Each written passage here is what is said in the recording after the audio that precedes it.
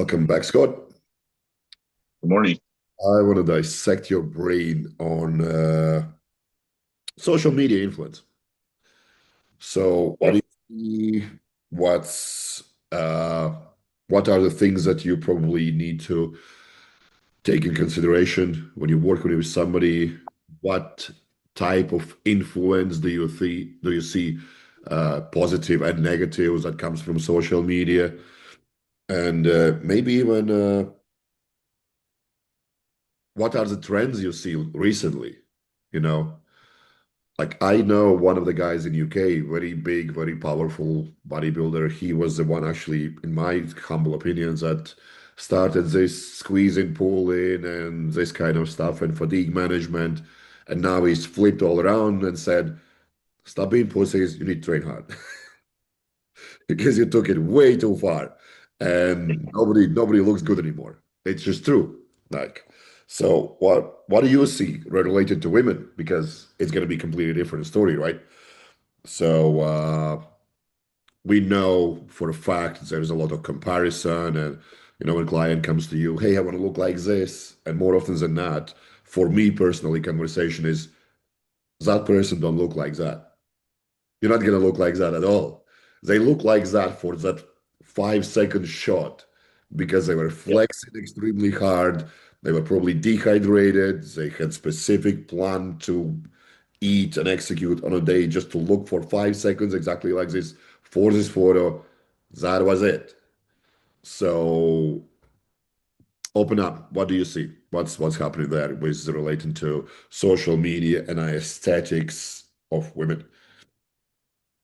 I think for the last probably decade or so, the trend has been um, glutes, obviously, glutes. And so everything has been geared towards training glutes. Every piece of fucking equipment in the gym has somehow turned into a piece of glute training equipment. That's been the biggest trend for the longest time, but I actually am seeing a bit of a shift now. And I don't know if it's just because I've tuned out of this whole glute thing so many years ago that I'm just not noticing it as much. Um, or if it's because of what I'm noticing now has become more popular because it is. And I think that might be the case. And that is, um, I think drug use in women is becoming the new buzzword, the new trend, and it's HRT. All of these females around here in my demographic, they're all competitors or ex-competitors that are now openly, publicly saying they need HRT because their hormones have been messed up. Do you think it's Um, now worse than it was before because it's like almost inevitable that if you need to be even a bikini, you need to take drugs, which we both know is not true. Like you can be a natural bikini professional athlete without ever taking anything. you can.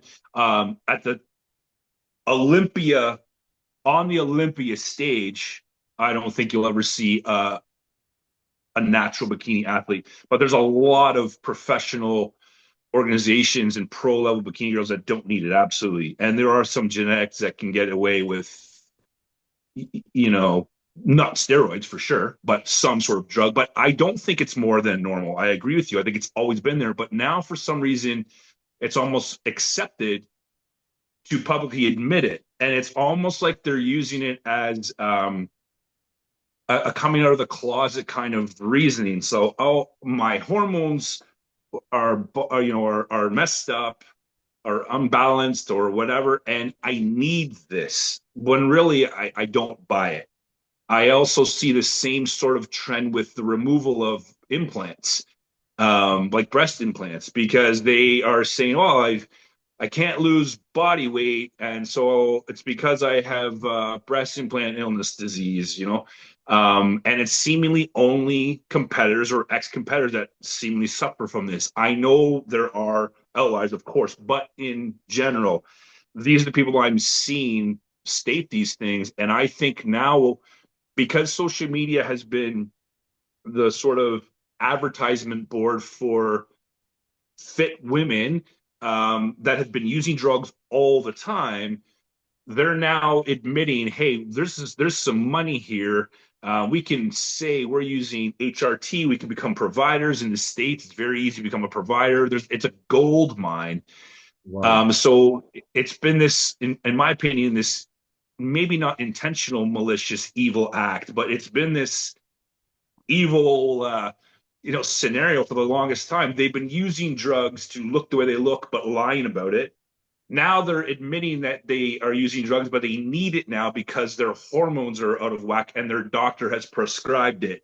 And I think it's all a crock of shit. Um, I think they may need them. They probably have caused enough physiological issue that they do need them to a degree. But I think a lot of this is they want to use them, and this is their way to do that.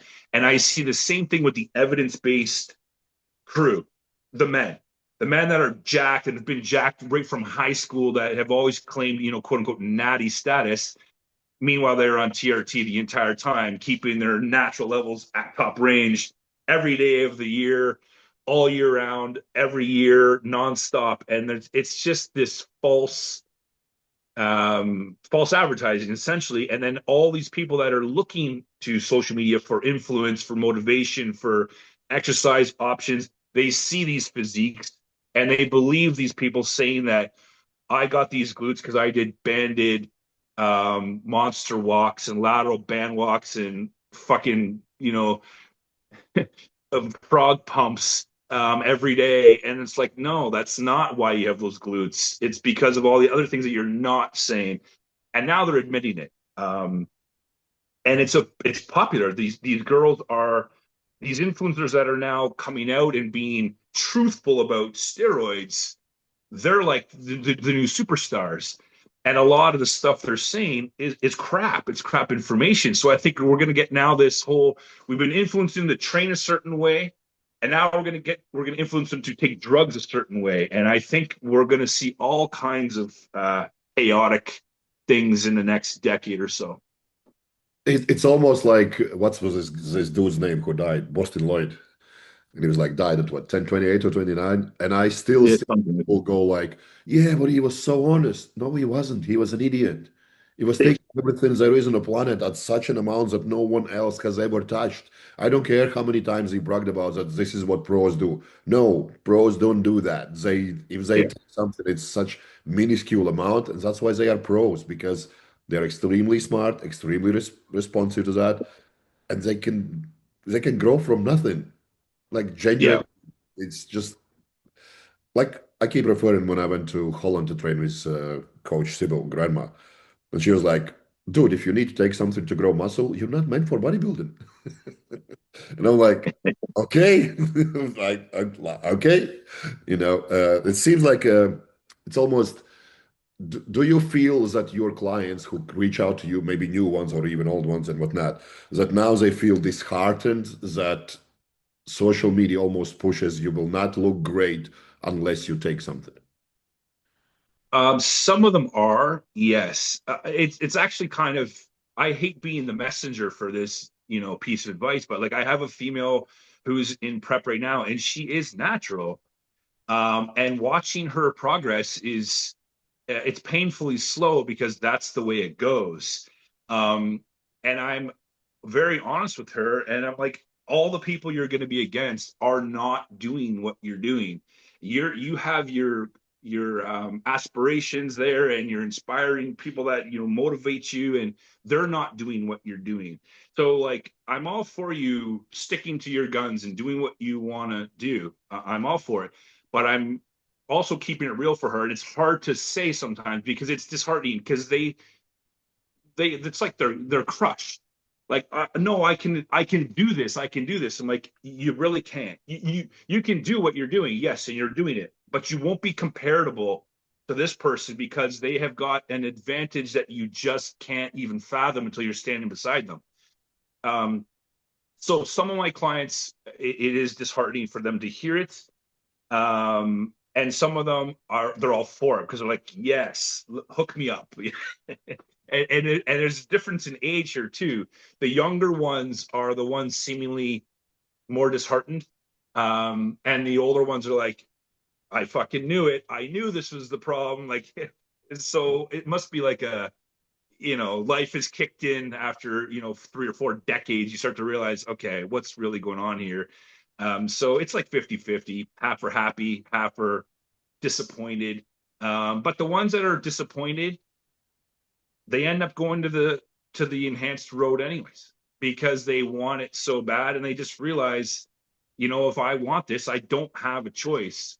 And that's to each their own. Like I did a consultation yesterday with a young man, and he is quite young, but he spent the last 3 or 4 years deciding this. He's 28, and the last 3 or 4 years he's been contemplating, and he's finally made a decision. You know what? If I want to be where I want to go, I don't have a choice. And I'm Hmm. like, you're right.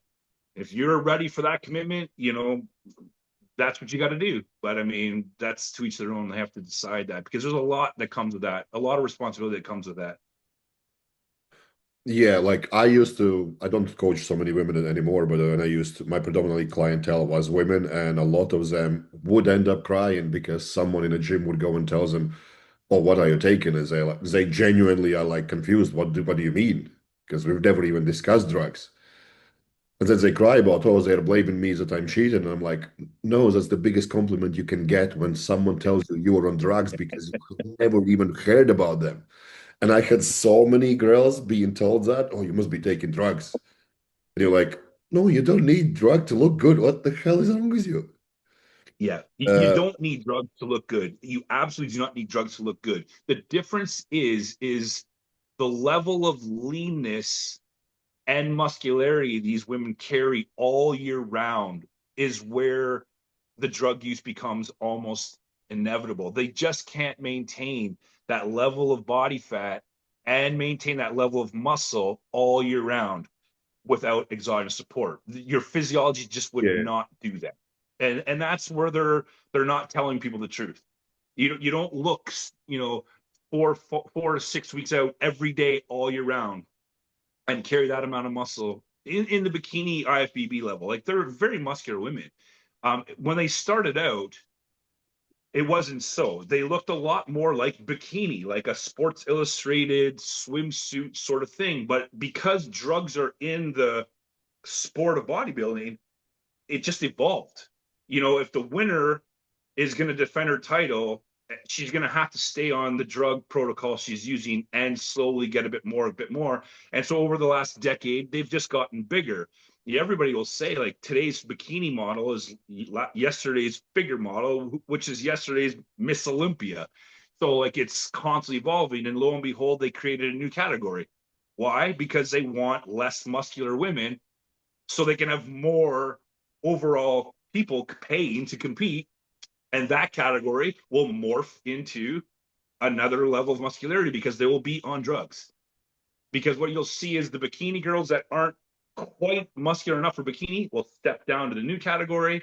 They'll continue their drug use. They'll win the category, and that will force the whole category to evolve to what that look is. And that's winning, which will require drugs, and you'll just see it go over and over again.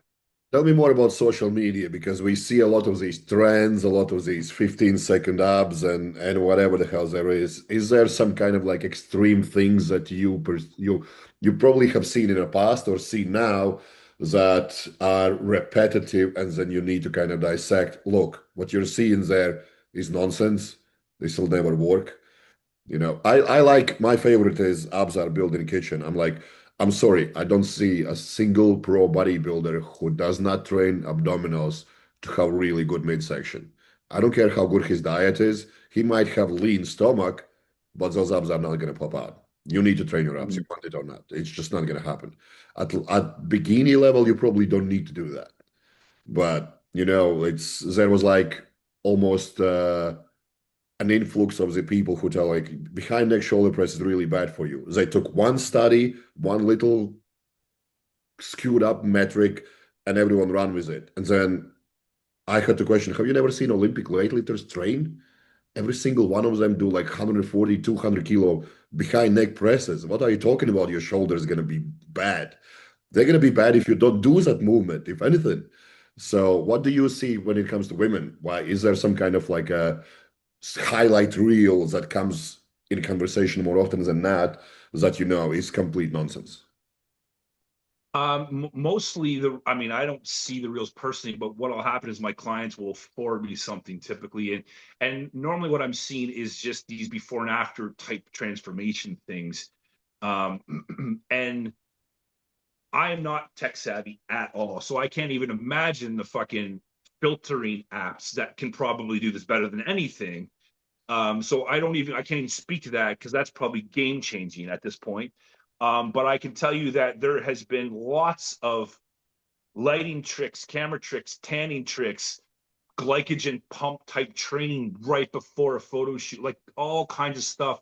It's all smoke and mirrors. It's complete fluff to show a certain thing. It's like when somebody I stands in a photo and they really push their stomach out to show how fat they are, and you're like, Yeah, just set the stomach in and you'll see your abs.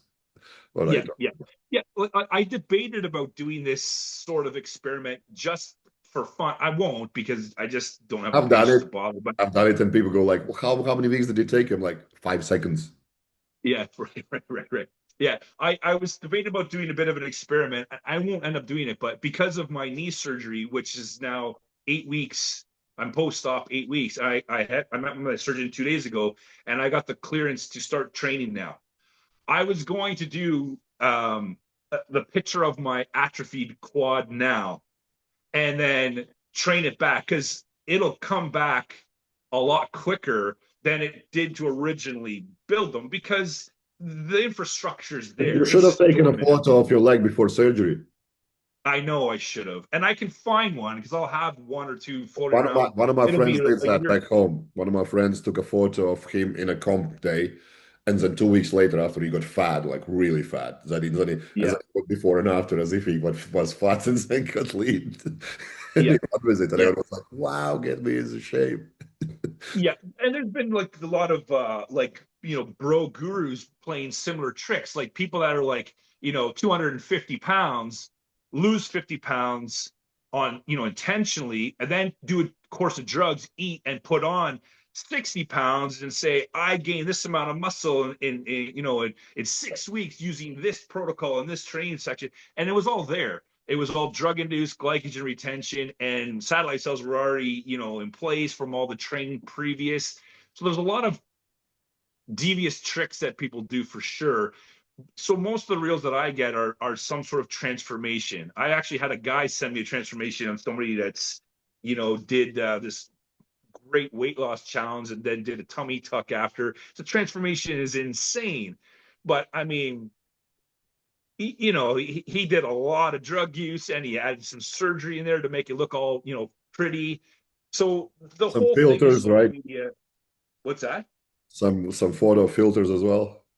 Yeah. The whole thing with social media is just, I mean, I personally just don't believe any of what you see, because I think you're better off just assuming it's all lies. But when it comes to the aesthetic stuff, the reels I see, they're usually um, some sort of glycogen, water, sodium, electrolyte manipulation to make drastic changes aesthetically, and or now the addition of filtering.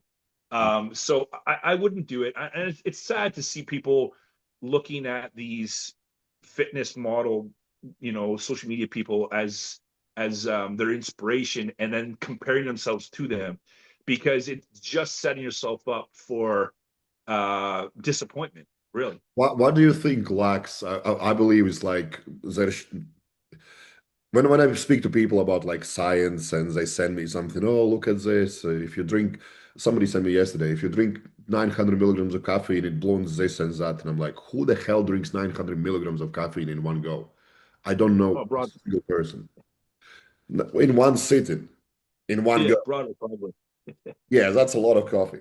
You It know, is. he drinks it through the day, not in one go. You know Yeah, what I mean? That's gonna blow your head off.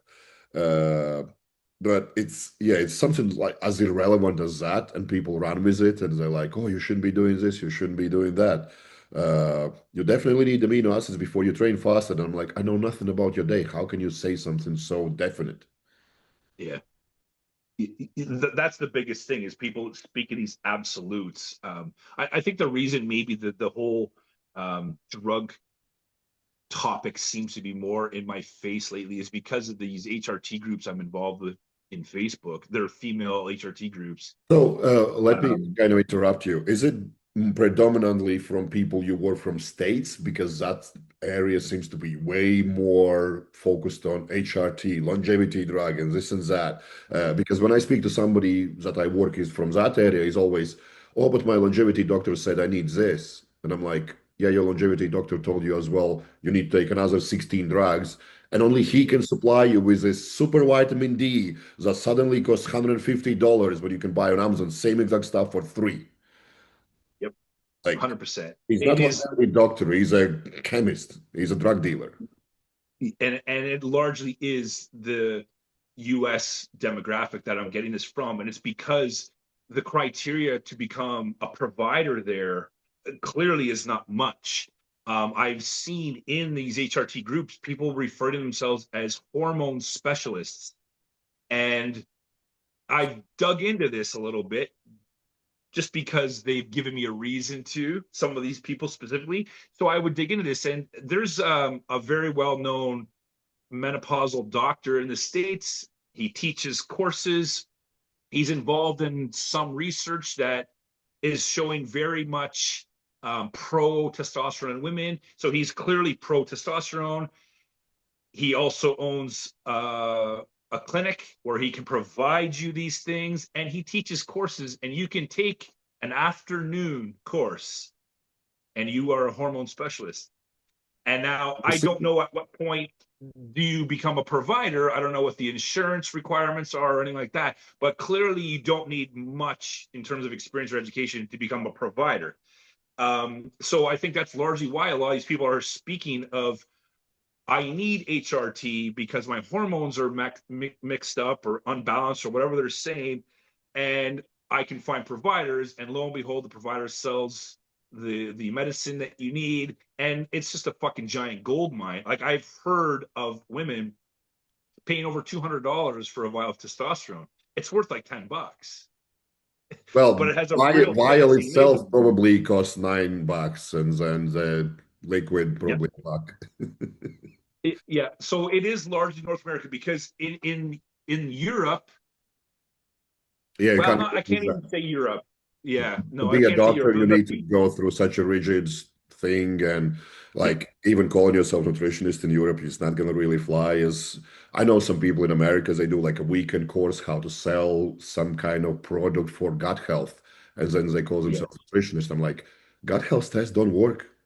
We have millions of studies showing that they are useless. yep, And then you see people scamming people left, right, and center because all they show you is what you're already eating. yep, If you're eating too yep, much of it, of course, it doesn't show that you're intolerant to it. It just shows your body is digesting it.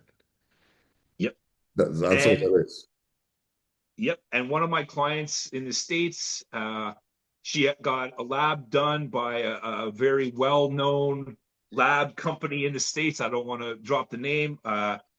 And she gets this very, very nice looking profile printed out, 44 pages long for a blood test, 44 pages, all color coded. You know, green is good, yellow is not great, red's problem, and it shows you where on the spectrum you landed. Then it recommends the supplements that you should be taking to fix this, and all the supplements are sold from the same company. And my client was spending like $700 a month on supplementation So from how do you this. get out of this confusion? Because we both see this over and over and over and over again. All they did was take lab numbers and just added a little bit of visuals, which says absolutely nothing about what's really happening in your body. We know that if I 100%. travel, my progesterone will be through the roof because that means my body is extremely good at hydrating itself. So it adjusts hormones needed for intercellular hydration. If I went to doctor, he would tell me I'm suicidal and depressed Yep. Right. Right. because doctors And the don't best part understand about these these, things. yeah, and the best part about these tests is they give you the clinical range, and then they give you what they deem to be optimal. So they've now even truncated the range even tighter, so no one's in the optimal range. And they'll say, we want you to be optimal, which what the fuck does optimal mean? Optimal for what? It can mean a million things. Well, you need this supplement and this supplement and this supplement. So So how do you break this cycle? yeah, that's the question to With me. my clients, From me I to I you, what do you do with this kind of thing when it's just adds so much confusion and there is no clarity? Hey, do I need my cholesterol? Do I need my vitamin D looked at? Do I need to? It's like, where do you start the conversation? What is the best place to go at?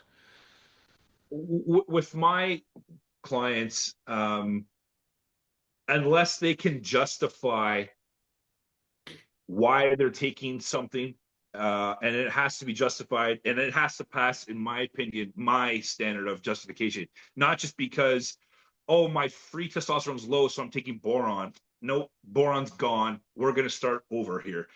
So I really look at what they're taking and why. And if it makes sense to me, I'm all for leaving it on board. But 9 times out of 10, I'm pretty much dissecting their list to nothing or as close to nothing as possible. And look, all the context is delivered ahead of time. I make them understand, look, at we're starting over. We're starting from a theoretical ground zero. We're going to wait a certain amount of time, depending on the context. If she's menstruating regularly, I'm waiting for 2 menstrual cycles before I do anything. If she's not, it depends on what we're dealing with. But essentially, I want to get rid of as much of that shit as I can because I don't believe for a second most of it is doing much of anything. There are things that we know work, and I understand these things, and I understand when and how or where to apply them. But to just have them because you have one lab value out of range makes no sense to me. So for my clients, they have to be okay with the idea of let's cut this stuff out for a minute, and then we'll revisit in X amount of time to reassess what's going on. I literally did a consultation with a female 2 weeks ago. She is in the medical community. She had like 68 or 69 supplements going in daily. I'm not kidding. It's the longest list I've ever seen. And I said, I can't even count 5 on this list that I would keep. And here is me forgetting my multivitamin, Yeah. not not taking anything Yeah. else. Yeah. I mean, there's not one I would say you absolutely should take this. There's not one. But if there was one that most of the time becomes relevant, it's going to be an essential fatty acid supplement. And aside from that, and that's really going to come down to your diet. And aside from that, there really isn't something that I would say absolutely should be in. And so normally what you're seeing is these people just have just a giant list of supplements with God knows what ingredients in what. Nobody can confidently say there's no synergy between these 7 things and these 13 things. Like there's no way we know this stuff. So people just keep compounding variables over and over and over, trying to And I think find an it's optimal level. what you're talking about now is that it's predominantly in America, whereas they don't even need to put most of the stuff on a Yeah, label. They can just put yeah, proprietary blend and sell it. In Europe, you can't do that. That's why a lot of companies can't even sell that and anything here because they need to actually put on a label what's inside there. And if they did, it would come as just useless supplement. It's just a lot yeah. of noise that makes no sense, like adding loads of calcium just to make the pill look bigger and nothing else there is like, yeah, who needs this? Nobody. Right. And then the proprietary blend stuff, they'll use like an evidence-based ingredient, but they'll just put it in the bottle Without any when really it evidence. probably, yeah, and then really it probably needs to be dosed to your body weight specifically to be effective, and it won't be. It'll just be a proprietary blend, and then evidence shows that this ingredient does blah blah blah, and it'll be in the bottle, so they're not lying, but it's fucking irrelevant because it's not dosed appropriately for Yeah. you. I think zinc is the one that gets abused the most because there is difference between zinc and elemental zinc, and they Mm-hmm. just put in the total zinc, and it's like, yeah, but it's still not gonna do anything for you. Right, you're still not at the threshold yet. Yeah, I know it's terrible. So I'm really social media in itself is the entire fitness industry on social media. is smoke and mirrors and lies. So it's really hard to Can figure you out give what's me going. like what would be your strategy? Maybe one, two key points, or maybe three if you want to, how somebody can shift from the comparisons that they see on social media. Hey, you need this new thing, or this is going to really change your life, and blah blah blah. To just focus on your goal. Just focus on what you've determined you need to do for next 12 weeks. And when you reach that 12-week point, if you had or didn't have results, reassess and then move on instead of always kind of bombarding your own mind with, I saw this new next best thing, maybe I need to do this instead.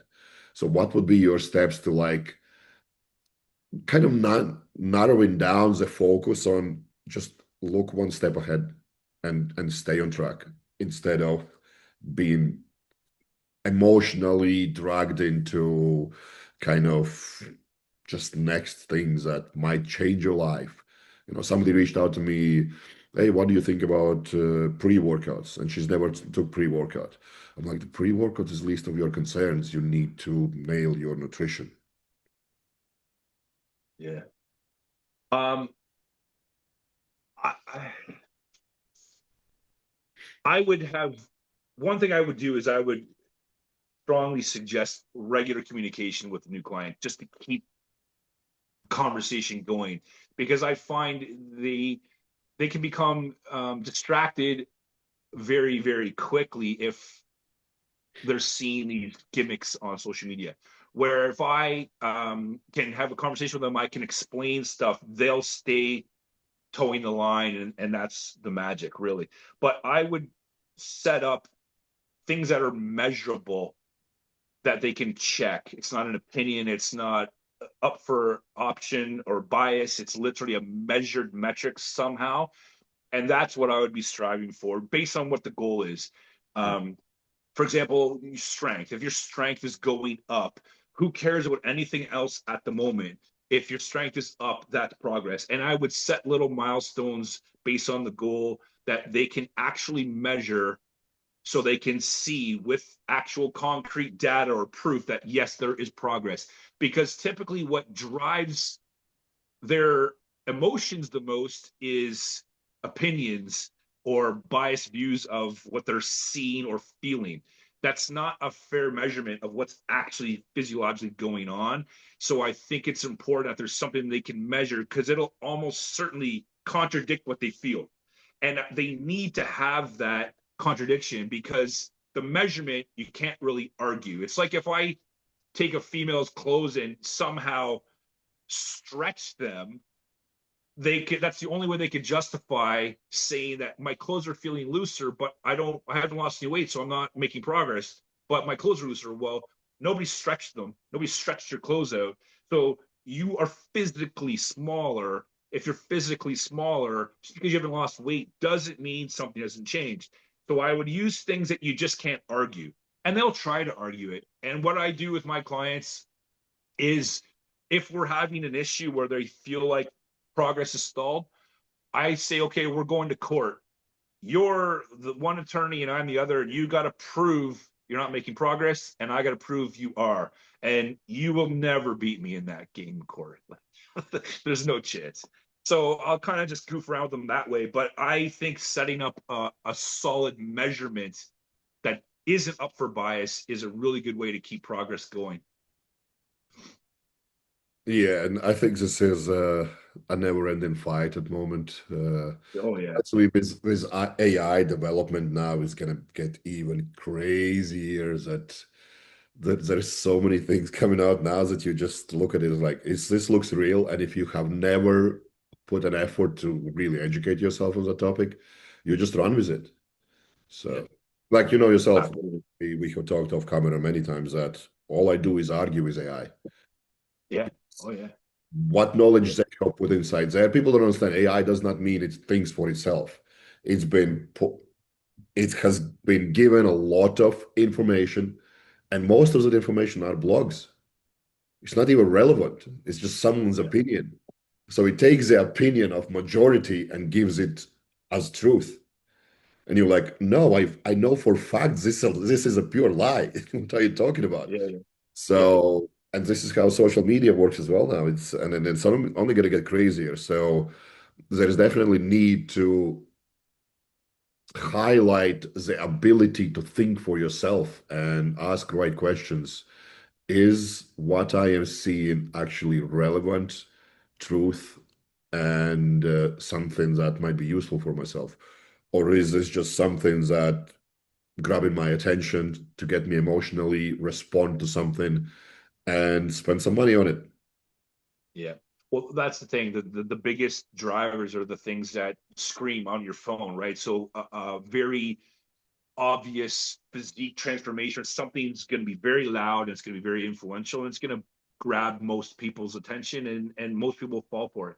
But the smartest people in the world have been trying to figure out these quick fixes for generations. I mean, There isn't. There isn't. But people and just even though keep like wanting to medicine believe. medicine keeps advancing, and now we see some issues with GLP-1s, and we Of see some, course. yeah, it's everything comes at a cost. Yeah. There's no free I, ride. I think if the quick fix existed, they would have found it fucking 100 years ago, right? It's just not there. The body is meant to adapt. It's not meant to transform overnight. It just couldn't. If it was that easy to transform overnight, people would be killing themselves every minute by doing one stupid thing, and there would be no suffering anywhere because you could fix it with a flick of a switch. It just doesn't work that way. Never has, and I don't believe it ever will. Yeah. AI might. Yeah, and we know that body is probably only things that you can't rush. It has to No, be.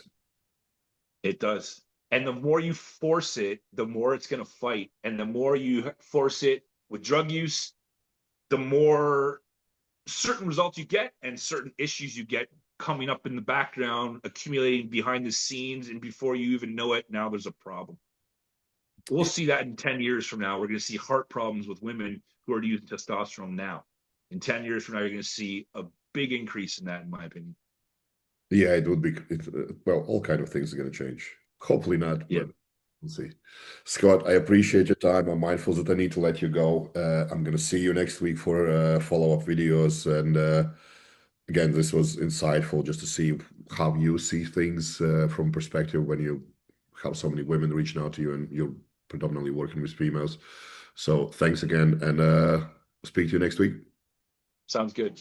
Thank you.